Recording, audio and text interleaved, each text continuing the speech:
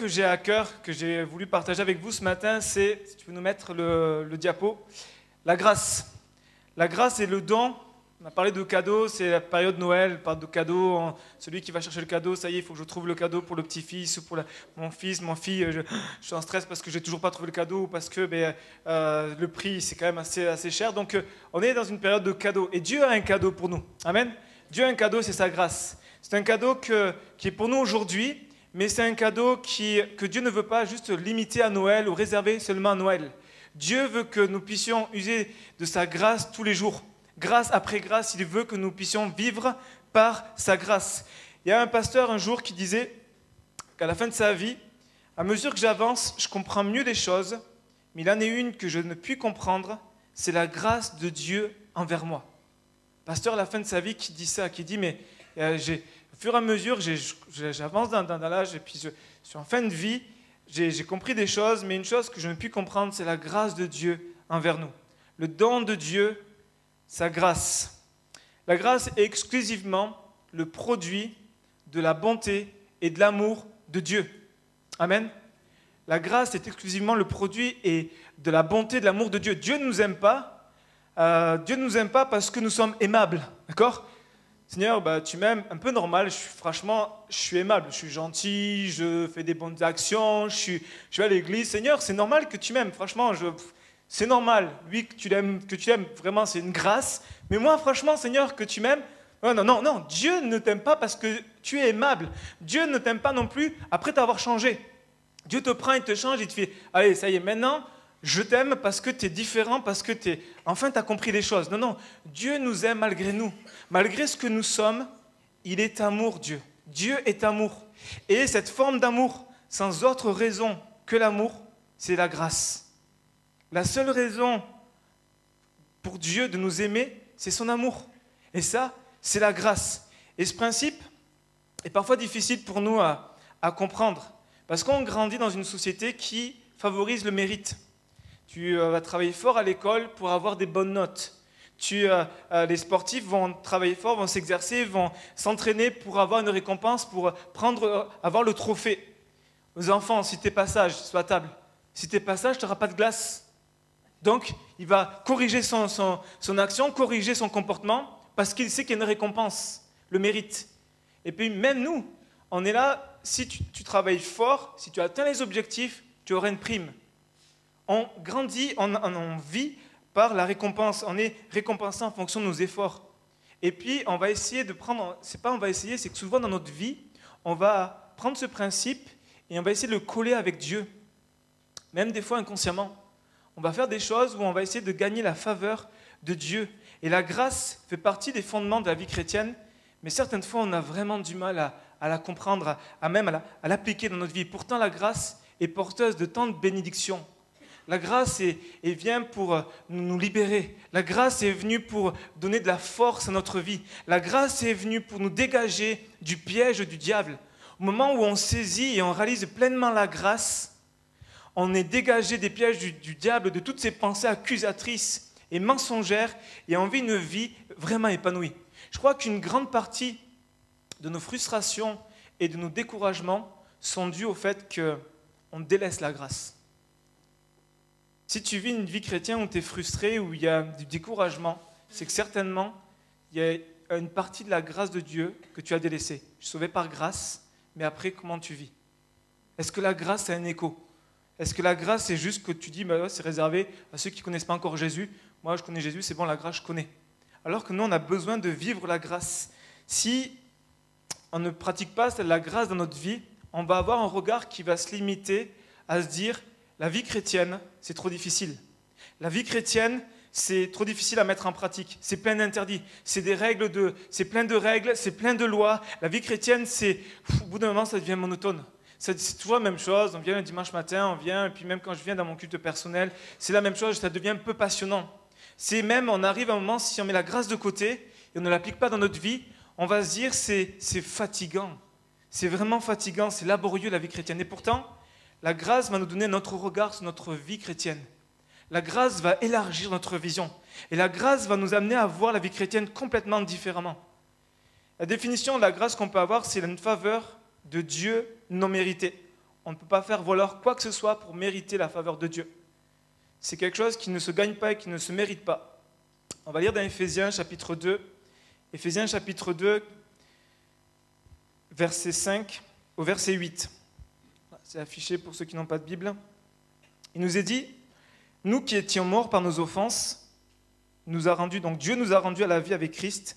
C'est par grâce que vous avez été sauvés. Il nous a ressuscités ensemble et nous a fait asseoir ensemble dans les lieux célestes en Jésus-Christ, afin de montrer dans les siècles à venir l'infinie richesse de sa grâce, car par sa bonté envers nous en Jésus-Christ. C'est par la grâce que vous êtes sauvés, par le moyen de la foi. » Amen. Et cela ne vient pas de vous, c'est le don de Dieu. On voit ici dans le texte, l'apôtre Paul dit aux Éphésiens que nous sommes sauvés par grâce. Ce n'est nullement par nos œuvres, ce n'est nullement par nos bonnes actions, ce n'est nullement par nos actes de piété, c'est uniquement par la grâce de Dieu. Et ça, on le reçoit par la foi. C'est-à-dire que la grâce ne peut se recevoir que par la foi. Ça ne se reçoit pas intellectuellement, on l'a compris, ok, mais ça se vit. Il faut la saisir par la foi. Un homme un jour va dire, les besoins de l'homme n'épuiseront jamais les ressources de la grâce de Dieu. Les besoins de l'homme n'épuiseront jamais les ressources de la grâce de Dieu, puisque la grâce, on l'a lu, elle est infinie. Dieu veut nous montrer, a voulu montrer dans les siècles à venir, l'infinie richesse de sa grâce. La grâce de Dieu n'est pas limitée. La grâce de Dieu n'est pas limitée, mais bien au contraire, elle est infinie. Et j'aimerais voir avec vous ce matin 3 points. Le premier, c'est comprendre la grâce. La grâce est une notion qui était au centre du message de Jésus. Et même ce message-là était un message qui est venu révolutionner les consciences et surtout révolutionner la conception de la vie avec Dieu. Fils prodigue. Lorsque Jésus parle de la parabole du fils prodigue, on voit la grâce de Dieu. Celui qui va, ce berger qui va chercher aussi, cette autre parabole, que ce berger qui va chercher la brebis qui est perdue, laisse les 99 sur la montagne et puis il va chercher la brebis perdue. Ce berger qui va dans le péché, qui va dans la boue, qui va le chercher, qui ne dit pas « Oh non, moi je suis trop pur ». Non, non, celui qui va chercher, celui qui est sale. La grâce de Dieu qui est venue complètement changer la conception de la vie avec Dieu à l'époque. Et puis, c'est venu aussi bousculer et déranger les plus religieux. Les plus religieux qui disent « Moi, je jeûne 2 fois par semaine, pardon. 2 fois par jour serait compliqué. 2 fois par semaine, je jeûne. Et puis, moi, je prie comme ça, et je fais ci, je fais ça, c'est mes œuvres, c'est mes œuvres. » Et Jésus est venu détruire ces choses-là. Dire, mais ce n'est pas par les œuvres. Ce n'est pas parce que vous allez jeûner, ce n'est pas parce que vous allez prier tant de temps, ce n'est pas parce que vous connaissez toute la parole que vous allez être béni de Dieu. Jésus est en train de dire, ne vous appuyez pas sur ça. Il est en train de déranger les plus religieux. Et puis, il est venu pour libérer. J'aime ce passage dans Jean, chapitre 1, qui nous parle de Jésus, chapitre 1, versets 16 à 17. « Et nous avons tous reçu de sa plénitude, et grâce pour grâce. Car la loi a été donnée par Moïse, la grâce et la vérité sont venues par Jésus-Christ. » Et là, on voit ici, par ce texte, que la loi et la grâce sont en opposition. La loi et la grâce sont en opposition. Sous la loi, Dieu exige de l'homme la justice. Ça, sous la loi, Dieu exige de l'homme la justice. Maintenant, par contraste, sous la grâce, il donne sa justice à l'homme. Sous la grâce, Dieu donne sa justice à l'homme. La loi évoque, le nom de Moïse évoque tout le principe des œuvres, alors que la grâce nous provient de Christ et on l'obtient par la foi. Autrefois, les bénédictions étaient liées aux œuvres, étaient liées au fait qu'on obéisse, qu'on observe la loi. Aujourd'hui, elle est un effet de la grâce de Dieu. Si on est béni, c'est uniquement un effet de la grâce de Dieu. On ne peut rien faire valoir à Dieu. On ne peut pas dire, Seigneur, j'ai été bien. Non, tu vas me bénir parce que j'ai fait ça. Non, c'est uniquement la grâce de Dieu. Et vous savez, Dieu a donné à Moïse la loi pour donner un cadre de vie. Pour dire, voilà comment je veux que vous fonctionnez, comment je veux que vous appliquez votre vie à faire ça. Et puis on voit donc les évangiles, Jésus qui vient tout révolutionner, qui vient changer la conception de la relation avec Dieu, la grâce. Et puis on a les actes des apôtres, et très rapidement on arrive dans l'épître aux Romains, où là il y a toute une explication de l'apôtre Paul qui vient expliquer et souligner une vérité cruciale, c'est que nous ne pouvons pas par nous-mêmes obéir au commandement de Dieu. Nous ne pouvons pas par nous-mêmes obéir au commandement de Dieu. Et Jésus, il vient mettre le niveau encore plus haut. Il vient dire, si tu commences à penser du mal à ton frère, tu as déjà péché dans la pensée. Il vient dire, tu penses atteindre ce niveau-là, moi je te mets la barre encore plus haute. Si tu obéis à tous les commandements, tu en désobéis un, tu désobéis à un seul commandement, tu annules toute la loi. Jésus est en train de mettre la barre tellement haute que les disciples vont dire, mais Jésus, mais comment c'est possible d'être sauvé? Et Jésus va dire, aux hommes cela était impossible, mais à Dieu tout est possible. Et Jésus montre ici en fait l'incapacité aux hommes à répondre aux exigences de Dieu. C'est pour cela qu'il a fallu un homme parfait. C'est pour cela qu'il a fallu un homme qui était sans tache, qui n'a jamais péché, qui n'a jamais goûté au péché, qui a vécu une vie incomparable. Jésus qui devait venir et qui devait, lui seul, avait la capacité d'obéir et de répondre aux exigences de Dieu. Et c'est parce que lui a obéi que nous, aujourd'hui, nous pouvons bénéficier de sa grâce. Amen. Lisons dans Romains 5. Romains chapitre 5. Romains chapitre 5, versets 19 à 21. Il nous est dit, l'apôtre Paul va dire, car comme par la désobéissance d'un seul homme, beaucoup ont été rendus pécheurs, de même, par l'obéissance d'un seul, beaucoup sont rendus justes. Par l'obéissance, nous avons le bénéfice de l'obéissance de Jésus, nous sommes rendus justes. Or, la loi est intervenue pour que l'offense abondât. Mais là où le péché a abondé, la grâce a surabondé. Amen. La grâce a surabondé. Afin que comme le péché a régné par la mort, ainsi la grâce régna par la justice pour la vie éternelle par Jésus-Christ, notre Seigneur. Amen. Ici, la loi nous a été donnée pour mettre en lumière nos péchés. La loi a été donnée pour mettre en lumière, pour faire un gros focus sur nos péchés, dire voilà, il y a ça et tu ne peux pas. Et il vient mettre en avant nos incapacités à obéir à la loi de Dieu. Et c'est seulement Jésus qui a pu répondre aux exigences de Dieu. Il est venu non pas abolir, mais il est venu accomplir la loi. Amen. Et aujourd'hui, de par son obéissance, nous pouvons bénéficier des richesses de Dieu. Parce que lui, Jésus, a pu répondre aux exigences de Dieu. Nous, aujourd'hui, pécheurs que nous sommes, nous pouvons accéder aux richesses de Dieu, non pas par nos mérites, mais uniquement par la grâce de Dieu. Amen.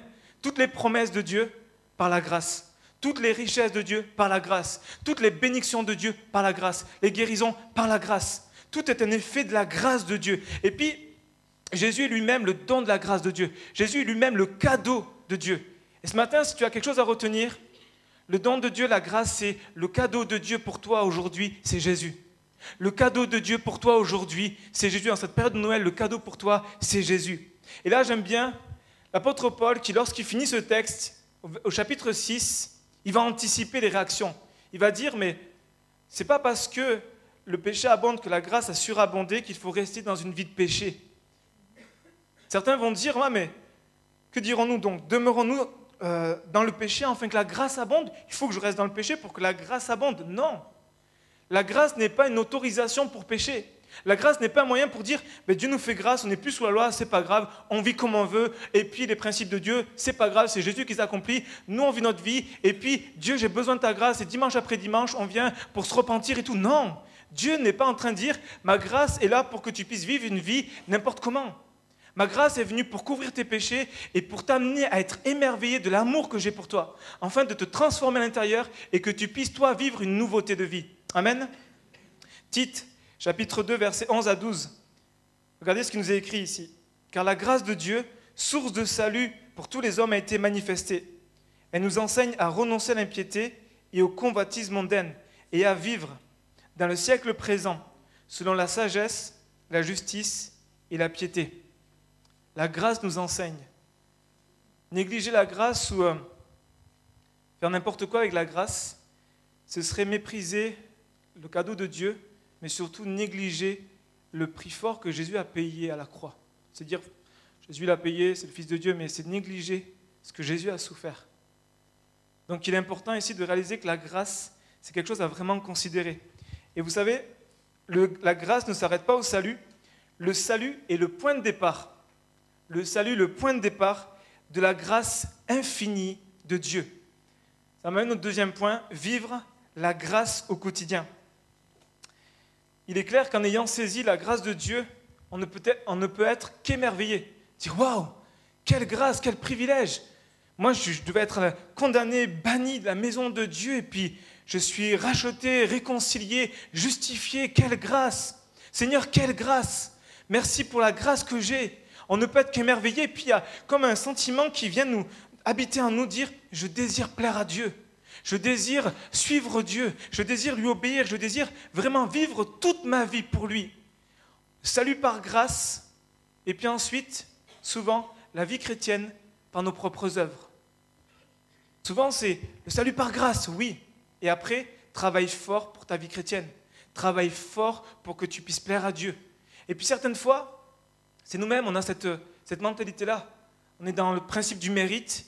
On va essayer de mériter la faveur de Dieu par nos actes de piété.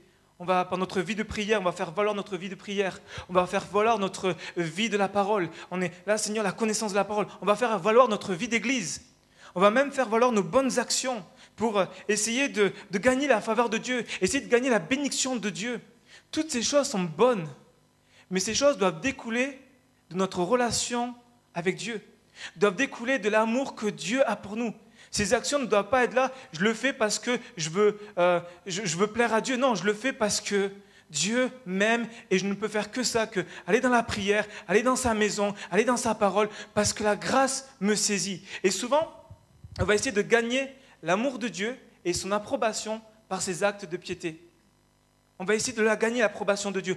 Oh là, on va prier pour gagner l'approbation de Dieu. Mais non, Dieu n'est pas en train de te dire de ne pas prier. Dieu dit, oui, j'aime quand tu viens. Je me réjouis quand tu viens dans ma présence. Mais ne viens pas dans ma présence pour gagner ma faveur. Ne viens pas dans ma présence pour gagner mon approbation. Tu l'as déjà en Jésus-Christ. Arrête avec ça. J'aime ce passage dans Romains 8. J'ai fait un petit résumé. Il est écrit, tu n'as rien à prouver à Dieu. Dieu te connaît et il t'a justifié par le sacrifice de Jésus. Tu n'as rien à prouver à Dieu. J'aimerais te dire que tu n'as rien à prouver à Dieu. Quelqu'un qui est approuvé de Dieu n'a plus rien à prouver. Nous sommes justifiés. Mon frère, ma sœur, tu es justifié par le sang de Jésus-Christ. Tu n'as plus rien à prouver. Quand tu rentres dans la présence de Dieu, Dieu t'approuve. Quand tu viens dans sa présence, Dieu se réjouit. Parce qu'il ne te voit pas comme toi tu es, il te voit à travers le sang de Jésus. Il te voit à travers la vie de Jésus qui a été donnée à la croix. Et souvent, on va s'appliquer fort. On va travailler fort pour appliquer la parole. Être miséricordieux, être doux, être patient, être plein de bonté. Il faut se pardonner. On sait que la parole nous dit qu'il faut nous aimer les uns les autres. Et même, la Bible va jusqu'à dire « aime ton ennemi ». Donc nous, on le sait. On veut plaire à Dieu et on va travailler fort. On va se dire « allez, il faut que j'aime ». Et puis, on va demander à Dieu de nous aider. Et puis on se décourage. Et puis arrive un moment, on est fatigué. Arrive un moment où on a un moment de sincérité là ce matin entre nous. Et puis il y a des moments où on se dit, Seigneur, j'y arrive pas là. Tu me demandes avec tout ce que je traverse, ma famille, avec tout ce que je vis. Là, je lis ta parole et puis la parole, elle vient comme mettre un joug sur nos vies, dire, bon, il faut que j'aime. Et puis tu aimes Dieu de tout ton cœur, tu aimes Dieu de toute ton âme, tu l'as chanté, j'aime Dieu de toute ma force. Mais Seigneur, tu me demandes d'être patient.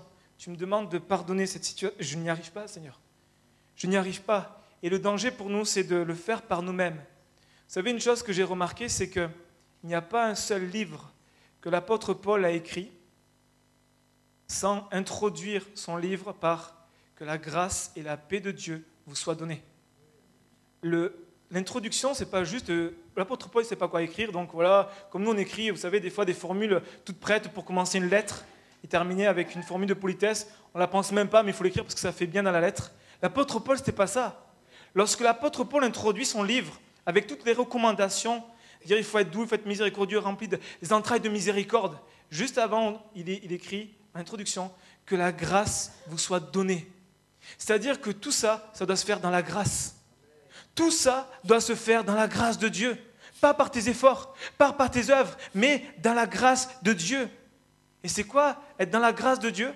C'est-à-dire que c'est Christ qui fait l'œuvre en nous. Arrête avec tes œuvres. C'est Christ qui fait l'œuvre en toi. Galates, chapitre 2, versets 20 à 21. C'est une parole libératrice. Moi qui, pendant des années de ma vie chrétienne, j'étais là avec des combats, avec toutes sortes de fardeaux, puis je voulais plaire à Dieu, puis je me décourageais parce que je n'y arrivais pas. Et je me disais que je n'étais pas un bon chrétien. Je me disais que je manquais, je me disais que j'avais des frustrations, découragé. Jusqu'au jour où j'ai réalisé ce texte-là. Il nous est dit dans Galates, chapitre 2,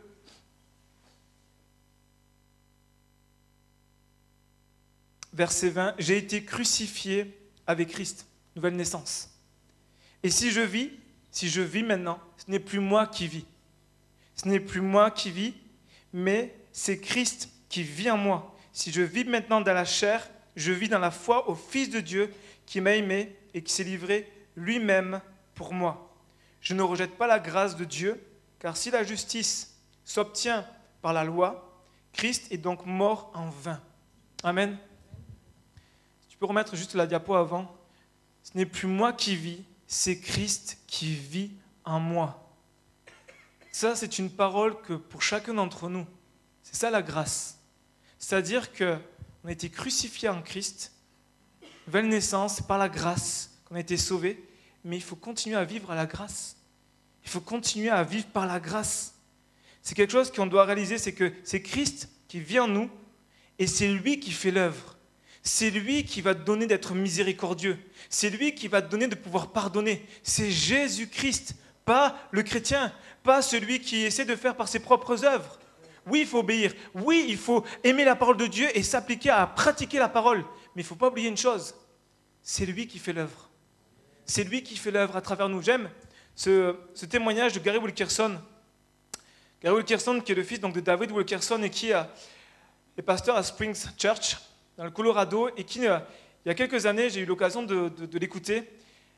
Et puis, il a une grande humilité. Il expliquait que lorsqu'il a commencé son église, du fait qu'il avait quand même un nom, Wilkerson, c'est quand même un nom à porter, quoi. Et puis, il avait ce cœur pour l'église, ce cœur pour la croissance.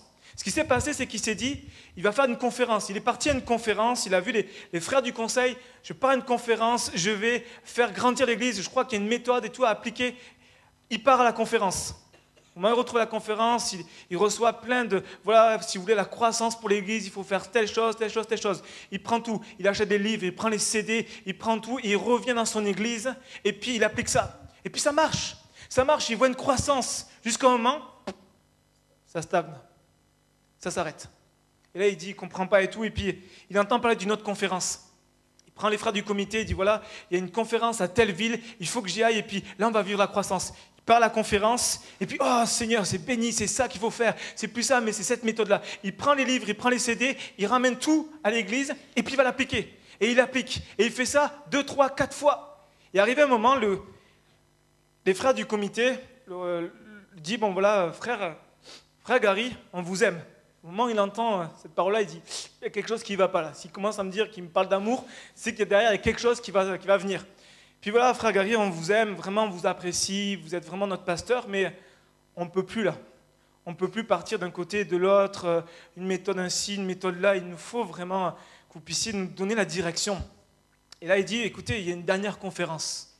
Il y a une dernière conférence, je vais y aller. Et puis je crois que vraiment, c'est la direction de Dieu. Dernière conférence, il va à la conférence. Il se retrouve à la conférence. Et puis, au moment de la conférence, il y a comme un vide. Comme quelque chose qui le décourage. Dire, mais je suis fatigué là. Il avait à cœur de servir Dieu, de bonnes dispositions. Je veux voir la croissance. Il quitte la conférence, il se retrouve dans sa chambre d'hôtel. Puis là, il ferme la porte, il se met à genoux. Et puis il commence à dire, Jésus, j'arrête. Seigneur Jésus, je suis fatigué, j'en ai marre, j'arrête. Et la parole de Dieu qui résonne dans son cœur à ce moment-là, c'est tant mieux. Et là, il dit, il nous partage, il dit, mais moi je m'attendais à ce que, allez, reprends courage, fortifie-toi. Il attendait une parole de consolation. Il attendait une parole de Dieu qui allait le réconforter, le rassurer. Et puis, il a cette parole qui dit, tant mieux. Et là, ça le déconcerte. Il se dit, mais quoi? Pourquoi tant mieux? Il dit, Seigneur, mais... Et là, le Seigneur lui dit, mais tu essaies de faire l'œuvre par tes propres forces. Tu as des bonnes dispositions, c'est bon ce que tu attends, tu as des bonnes motivations, mais ce que tu fais, c'est par toi-même. Et Jésus lui dit, ce que moi je t'appelle à faire, c'est de venir tout simplement dans ma présence, à amener le peuple dans ma présence, parce que c'est là que tu vas vivre la croissance. Et nous, c'est la même chose. On ne peut pas accomplir l'œuvre de Dieu par nos propres forces, parce que sinon, il va y avoir plusieurs dangers. Le premier danger qu'on va rencontrer, c'est qu'on va se fatiguer, on va se décourager, on va essayer de faire par nous-mêmes et puis on va vite lâcher, on va culpabiliser, ça ne marche pas, je suis déçu. C'est celui qui va essayer de combattre avec la convoitise. Il sait qu'il ne doit pas convoiter. Il sait qu'il ne doit pas regarder les femmes nues. Il sait qu'il ne doit pas regarder la pornographie. Il sait ces choses-là. Il le sait. Il y a une loi de Dieu à l'intérieur. Parce qu'il s'est converti, il aime Dieu de tout son cœur, sauvé par grâce. Mais il a ses combats.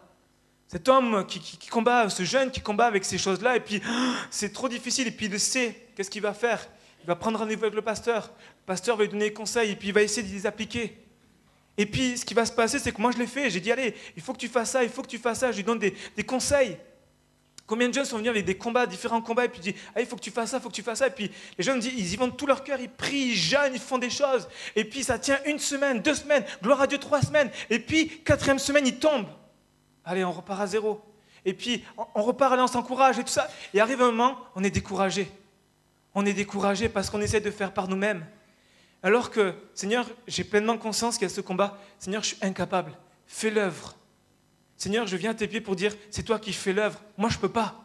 Je ne peux pas faire l'œuvre. C'est comme la femme qui va essayer de combattre avec cet esprit de jugement. Elle sait qu'elle ne doit pas juger, elle sait qu'elle ne doit pas critiquer. Et puis, dès qu'arrive une situation, c'est plus fort qu'elle. Elle va essayer de tenir, et puis, bing, elle tombe. Bim, elle chute. Et ça, c'est chacun d'entre nous, nos combats, nos luttes. On essaie de tenir de toute notre force. On essaie de tenir avec une bonne motivation, mais ça ne tient pas longtemps. Ça tient peut-être, allez, facile, pour les plus rudes, 1 an, et puis ça tombe. Pourquoi? Parce qu'on essaie de faire l'œuvre, on essaie d'obéir par nos propres forces. L'obéissance est une bonne chose, mais il faut comprendre que la source est en Christ. Amen. Et le deuxième danger ici qu'on trouve, c'est que, sujet de se glorifier. Moi, je suis un chrétien qui arrive à lutter contre le péché, je suis un chrétien qui est fort, je suis un chrétien de première classe. Ici, il y a des chrétiens de seconde classe. C'est celui qui lutte avec son péché. Mais tu es encore avec ton péché, mais tu n'as pas compris la croix, mais tu n'as pas compris la grâce, mais réveille-toi. Ce qui fait que, je le dis en rigolant, mais des fois, c'est un peu comme ça. Tiens, moi je lève les mains, moi je suis bon, moi Seigneur, tu as vu, j'arrive à triompher. Moi, j'ai d'autres personnes que je pense à mon esprit, c'est, oh là, comme ils galèrent, Seigneur, aide-les, mais moi je suis content de mes sorties. Certaines fois, c'est comme ça. Le fait de faire l'œuvre par nous-mêmes, ça va nous amener à nous glorifier. Alors que la gloire revient à Jésus. La gloire revient seulement à Jésus. Nous sommes tous ensemble. Moi, le premier. C'est pas parce que je prêche, que je suis formé en tant que pasteur, que ça y est, j'ai une garantie, un label de sainteté ou quoi que ce soit. Non, je suis comme vous. J'ai besoin de dépendre de Jésus. J'ai besoin de m'attacher à Jésus-Christ et dire, Seigneur, si tu me lâches, je suis perdu. Si tu me lâches, je suis livré au péché. J'ai besoin de ta grâce. J'ai besoin de ta grâce. J'aime ce texte dans Romains qui dit, c'est de lui, par lui et pour lui que sont toutes choses. C'est de lui que nous viennent toutes les recommandations. C'est lui qui nous dit de faire l'œuvre. C'est lui qui nous dit de telle chose, qui nous met tel projet, tel service. C'est de lui que ça vient. Et c'est par lui. C'est par lui qu'on fait l'œuvre. Il nous donne le plan, il nous donne le service, il nous donne le rêve, il nous donne la direction, et c'est par lui qu'on le fait. C'est pas par nous-mêmes, c'est par lui. Seigneur, c'est par ta force. Seigneur, c'est par ton esprit. Et ensuite, c'est de lui, par lui et pour lui. C'est-à-dire que ça revient à lui. La gloire lui revient. Seigneur, tu as béni. Seigneur, j'ai triomphé. Seigneur, j'ai pris la victoire. Gloire à ton nom. C'est pour toi. C'est de lui, par lui et pour lui que sont toutes les choses. Amen. Sa victoire est notre victoire. Ce qui compte, ce n'est pas ce qu'on fait, c'est ce que Jésus a fait. Ce qui compte, ce ne sont pas nos œuvres, c'est son œuvre à la croix. Ce qui compte, ce n'est pas notre obéissance, c'est son obéissance. C'est ça qu'il faut valoir. C'est ça qu'on doit placer quand Dieu nous dit de marcher par la grâce. C'est Seigneur, je veux vivre par la grâce au quotidien, en prenant conscience vraiment qui je suis, mes faiblesses, mes manquements, et en disant Seigneur, je veux te laisser faire. Je veux te laisser agir. Amen. Et je termine avec le dernier point. Croître dans la grâce de Dieu. 2 Pierre 3, verset 18.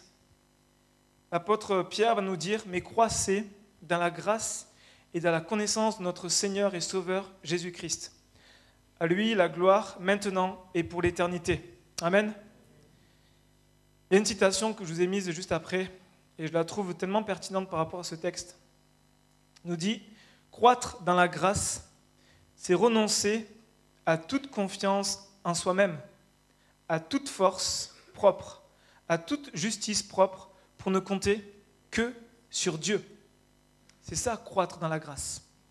C'est croître sans effort ni anxiété. On a un petit peu de mal là.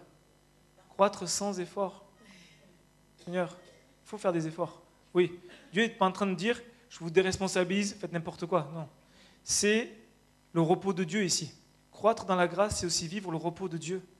C'est croître sans effort ni anxiété, par la puissance d'un nouveau principe de vie intérieure déposé par Dieu en nous et qui ne peut faire autrement que se développer. C'est pour ça que l'apôtre Pierre va dire, il faut que vous croissiez dans la grâce. Il faut que vous grandissiez dans la grâce. Il ne faut pas juste délaisser la grâce au salut. Le salut est le point de départ de la grâce. Maintenant, il faut vivre par la grâce. Il faut que la grâce grandisse en vous. Et là, l'apôtre Pierre, il conclut sa deuxième épître avec ce passage-là. Et Pierre a pleinement conscience de ce que c'est de renoncer à ses propres forces. Je ne sais pas vous, mais si on vous demandait quels sont les derniers conseils que vous donnerez à quelqu'un, vous savez que c'est terminé, c'est votre dernière lettre, peut-être dans le testament, vous donnerez les derniers conseils à votre famille, les derniers conseils à la personne qui vous sont les plus proches, aux personnes qui sont les plus proches. Que direz-vous? À mon avis, chacun aurait des choses différentes à donner comme conseil, à donner comme parole. Mais je pense que certainement on leur parlera des choses les plus importantes pour nous. Lorsqu'on se dit, bon, fini là, c'est ta dernière lettre. L'apôtre Pierre, c'est sa dernière lettre, deuxième épître à Pierre. Voilà, et puis il termine son épître en mettant la chose la plus importante. Si vous avez à finir, à vous mettre à la place de Pierre, vous donnerez, voilà, fais attention à ça, fais attention dans ma vie, j'ai fait attention à ça. Et puis il donnera un conseil le plus important pour toi. Et là, l'apôtre Pierre donne un conseil tellement important, croissez dans la grâce, croissez dans la grâce. Ne pas compter sur la grâce de Dieu revient à rester dans la peur de l'échec, revient à tu as des choses à cœur pour le service, peut-être te faire baptiser, dire mais j'ai peur de l'échec, j'ai peur de ne pas tenir. Tu rejettes la grâce, c'est normal que tu aies peur. C'est normal que tu dises mais je vais pas y arriver, je vais pas y arriver, je me connais, j'ai peur de ne pas y arriver. Parce qu'on met la grâce de côté. Ne pas compter sur la grâce revient aussi à dire « je ne suis pas assez qualifié, je ne suis pas assez bon ». Ou comme moi, pendant des années, j'en fais pas assez. J'en fais pas assez, il faut que je me donne plus, il faut que je me donne plus. On arrive à l'épuisement. Mettre la grâce de côté entraîne la déception, la fatigue, l'abandon. On veut tout arrêter.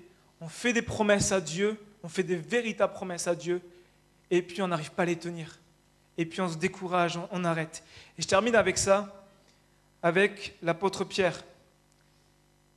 J'aimerais terminer, on ne va pas le lire, je vous invite à lire chez vous Luc, chapitre 22, pour ceux qui prennent des notes. Luc, chapitre 22, versets 31 à 61. On ne va pas lire parce que ce serait trop long et puis le temps nous manque. Mais ici, c'est intéressant de regarder l'apôtre Pierre. C'est intéressant de voir comment Pierre réagit. Et c'est fou comment on peut tous se retrouver dans l'apôtre Pierre. Pierre était quelqu'un d'impulsif, présomptueux, il était prétentieux, il parlait souvent avant de réfléchir. Et puis c'était le leader, c'était lui le fonceur. On a un truc à faire, allez on sort de la barque, allez on sort de la barque. Et c'était celui qui vraiment fonçait. Et puis on va se retrouver à un moment où Jésus va lui annoncer la chute. Où Jésus va lui dire, Pierre, verset 22, Jésus informe Pierre de l'attaque de Satan. Il dit, Simon, Simon, Satan vous a réclamé. Il vous a réclamé parce que vous avez passé par l'épreuve. Mais moi, j'ai prié pour que ta foi ne défaille pas. J'ai prié pour que ta foi ne défaille pas. Et là, la réponse de Pierre, c'est qu'il va argumenter. Il a une parole de Jésus, mais il argumente. Ça me fait penser toutes les fois où on a une parole de Jésus, mais on va argumenter. Seigneur, est-ce que vraiment tu es sûr? On a du mal à y croire. On se dit, mais est-ce que vraiment c'est possible? Et puis il va argumenter avec Jésus. Il va dire, mais je suis prêt, Jésus, à aller en prison et à la mort. Et puis, en gros, j'imagine Pierre qui est en train de dire à Jésus, Jésus, juste je te rappelle, je suis Pierre, je suis celui qui a marché sur les eaux, les autres, ils étaient dans la barque, moi j'ai marché sur les eaux. Moi j'ai eu la révélation, Pierre, j'ai eu la révélation que tu étais le Messie, Jésus. Je te rappelle juste que lorsqu'il y avait Moïse, qu'il y avait Élie, le mont de transfiguration, j'étais là. J'étais parti, le groupe du VIP de Jésus, le groupe VIP, c'était moi. Seigneur, je suis là, donc moi, tu me dis que ma foi va défaillir, mais Jésus, j'aimerais te faire une promesse. Je suis prêt à aller en prison, mais même pire, je suis prêt à aller jusqu'à la mort. Et là, Jésus va dire, Pierre, tu vas me renier 3 fois avant que le coq ne chante. Et là, Pierre, il aime Jésus, il est armé de ses plus sincères, intentions, et vraiment d'une grande volonté de dire, Jésus, je suis prêt à mourir pour toi. Comme nous, Jésus, je te suivrai jusqu'au bout. Ces chants où Jésus, je te suivrai, je suis prêt à faire le tour du monde, Seigneur, pour toi, on le chante. On fait des promesses à Dieu. Et Pierre, comme ça, il fait cette promesse. Il dit, Seigneur, je suis prêt à aller. Il va vraiment reprendre plus fort. Je suis prêt à aller jusqu'au bout pour toi, prêt à mourir pour toi. Et là, les disciples, pareil, ils disent tous la même chose. Et si vous remarquez ce passage, juste avant ce passage-là, cet entretien entre Jésus et Pierre, il y a ce moment où les disciples cherchent à savoir qui est le plus grand. Qui est le plus grand d'entre nous? Et donc, on va juste après ce passage-là. Ça nous montre qu'ici, ils essaient par leur propre force de dire qui est le plus spirituel, qui est celui qui va être vraiment le grand apôtre, qui va être le grand disciple. Et là arrive Gethsémane. Et puis on connaît Gethsémane, c'est le passage où Jésus va agoniser, et puis il va prendre Pierre, Jacques et Jean, il va les prendre avec lui, il va dire « Venez, on va prier. Venez, j'ai besoin que vous priez avec moi. » Et Jésus va partir un peu plus loin, il va commencer à prier, il va agoniser, il va suer des grumeaux de sang, la Bible nous dit. Et il va revenir. Et puis, il va reprendre Pierre, il va dire, mais Pierre, tu n'as pu veiller 1 heure. Là, Jésus n'est pas en train de culpabiliser les Pierres en disant, il faut que tu pries 1 heure, il faut que chaque chrétien prie 1 heure. Non, il est en train de dire, tu es prêt à aller jusqu'au bout du monde, tu es prêt à aller jusqu'en prison et mourir pour moi, mais tu n'es même pas prêt à prendre 1 heure de prière avec moi. Là, Jésus est en train de faire monter petit à petit, montrer à Pierre que, regarde, tu ne peux pas par tes propres forces. Je pense que l'atmosphère à Gethsémane était tellement terrible, c'est une atmosphère spirituelle qui devait être intense, il devait y avoir du combat. Et je pense que les disciples devaient le sentir, ce qui fait que même nous, les plus grands des prédicateurs, les plus grands pasteurs, je ne sais pas si on aurait pu tenir. Mais Jésus n'est pas en train de culpabiliser, de dire hey, Pierre, réveille-toi, il faut 1 heure de prière, et puis bing, il faut que tu sois un homme de Dieu. Non, il est en train de dire, tu essaies de faire par toi-même, tu vois, même là, tu n'y arrives pas. Il est en train de mettre en lumière ses incapacités. Et puis arrive le moment, les soldats arrive. Et Pierre, il veut faire par lui-même, toujours dans le même principe. Les soldats arrivent, Pierre, il arrive, il veut faire par lui-même, il veut libérer son sauveur, il veut libérer son maître, il tire l'épée, et puis il va couper, il essaie de couper la tête, mais il se loupe, et heureusement qu'il se loupe. Et il se loupe et il coupe l'oreille. Mais il ne coupe pas l'oreille de n'importe qui, il coupe l'oreille du serviteur, du souverain sacrificateur. Il aurait pu couper l'oreille d'une autre personne, mais il coupe l'oreille du serviteur le plus important de la personne, c'est souverain sacrificateur. Il ne coupe pas l'oreille de n'importe qui. Et à ce moment-là, Jésus le reprend et dit « Hé Pierre, je te rappelle qui je suis. Je fais ça, il y a 12 légions d'anges qui arrivent. Donc laisse faire comme c'est prévu. C'est normal, c'est prévu, je me laisse faire. C'est le Fils de l'homme qui est livré entre les mains du pécheur. » Et puis là, ce qui se passe, c'est qu'à ce moment-là, Jésus va réparer l'erreur de Pierre. Et ça, c'est une grâce. Jésus, toutes les fois, il vient réparer nos erreurs. On essaye de faire par nous-mêmes. On essaie de faire l'œuvre de Dieu par nous-mêmes. On fait une erreur, on se loupe, on manque. Et Jésus répare. Jésus prend l'oreille puis guérit l'oreille du serviteur. Et à ce moment-là, Jésus est en train de restaurer la destinée de Pierre. Parce que Pierre a coupé l'oreille. La destinée de Pierre, ce n'était pas l'apôtre, c'était la prison. La destinée de Pierre était la prison. Et à ce moment-là, alors qu'il y a une foule et que Jésus est pris par les soldats, il prend quand même le temps de restaurer l'oreille parce qu'il pense à la destinée de Pierre. Il est en train de dire, je ne veux pas que la destinée de Pierre soit brisée, je veux me servir de lui. Et là, on voit Jésus qui, malgré tout, use de grâce. Et on continue, et on arrive au moment où Jésus se retrouve dans la cour, et puis, non, se retrouve chez le souverain sacrificateur, et puis Jésus est dans la cour. Pierre est dans la cour. Et à ce moment-là, il va renier 3 fois Jésus. Vous imaginez, en quelques heures, l'apôtre Pierre va briser, effondrer tout ce qu'il a pu vivre avec Jésus pendant 3 ans. Pendant 3 ans, il a servi Jésus. Il était avec Jésus au quotidien. Il a été enseigné. Il a reçu Jésus. Il a vécu des miracles. Et en quelques heures, quelques minutes, il va renier le Maître à 3 fois. Il va le renier. Et puis, il va le renier, mais même la Bible nous dit qu'il va faire des imprécations. Il va le maudire. Il va dire, mais je ne le connais pas. Et là, on voit que la pression vient à bout du courage et de toutes les promesses de Pierre. À ce moment-là, Pierre se retrouve vraiment mal. Et je termine avec ça, si l'équipe de louange peut venir. Je termine avec ça, c'est qu'à ce moment-là, il va renier. Et j'aime ce passage. J'aime ce passage où Jésus est pris. Il se retrouve donc avec des accusations, il se fait frapper, il commence à vivre l'injustice, ça y est, il sait que son heure arrive. Il a vécu Gethsemane, il sait que son heure arrive. Et au moment où il entend la troisième fois Pierre le renier, il va se retourner. Et la Bible nous dit qu'il se retourne et il regarde à Pierre. Et au moment où Pierre croise le regard de Jésus, Pierre s'effondre. Pierre réalise ce que Jésus venait de lui dire. Et là, à ce moment-là, Pierre vit la mort à lui-même. Il est en train de dire, mais qu'est-ce que j'ai fait? Et là, je crois réellement que le regard de Jésus est un regard non pas accusateur, non pas dire, tu vois Pierre, je te l'avais dit, tu t'es loupé. Ici, le regard de Jésus est un regard plein de grâce, est un regard plein de compassion, un regard qui vient dire à Pierre, tu vois, je sais de quoi tu es fait, je vois ta bonne volonté, je vois ton cœur, je vois tes intentions, mais je connais ce que tu es. Je suis venu accomplir, Pierre, ce que toi tu ne peux pas accomplir.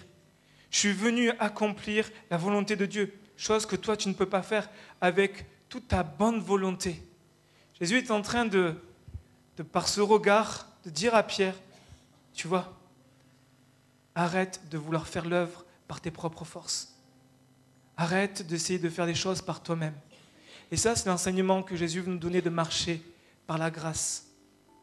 On ne pourra jamais faire l'œuvre de Dieu par nos capacités. Jamais on ne pourra faire l'œuvre de Dieu par nos propres forces. Écoutez bien ça, je termine avec ça, c'est que ici, ce qui est important, ce ne sont pas les promesses que nous faisons à Dieu.